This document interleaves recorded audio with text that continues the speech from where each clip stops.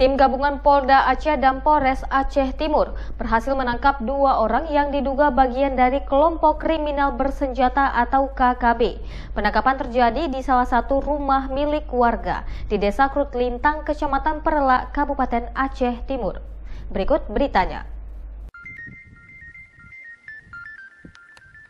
Menurut informasi, kedua pelaku KKB yang ditangkap kepolisian berinisial NA 45 tahun dan M 34 tahun, warga Kabupaten Aceh Timur, sementara S berhasil melarikan diri.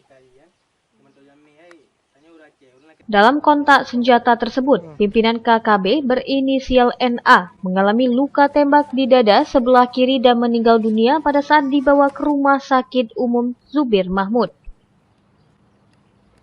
Selain itu, pemilik rumah Mariana mengatakan sebelumnya ketiga pelaku KKB tersebut meminta izin untuk sholat maghrib di rumah miliknya. Kemudian pihak kepolisian datang hingga terjadi baku tembak di rumah tersebut. Dirinya mengaku bahwa tidak mengenali ketiga pelaku. Ya. Habis itu orang tuh minta numpang ambil wudhu. Ya. Udah ambil wudhu, mama kami kasihlah sajadah untuk orang ini sholat. Ya. Lepas itu orang ini lagi sholat.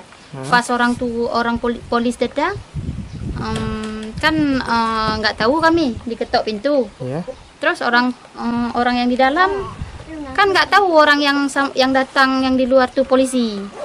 Jadi pas dibuka polisi, terus ditembak. Habis ditembak, orang 2 lagi masuk ke dalam. Berapa orang nih Kak yang minta izin di rumah Kak? 3. 3 orang Kak? Iya. Kita nggak kenal sama orang nih Kak? Nggak kenal kami. Oh. Sementara dari pelaku, petugas berhasil mengamankan barang bukti 3 pucuk senjata api laras panjang, 3 buah magazin AK, amunisi AK sekitar 400 butir, 3 buah tas pinggang, 2 lembar surat aturan tentara mujahidin.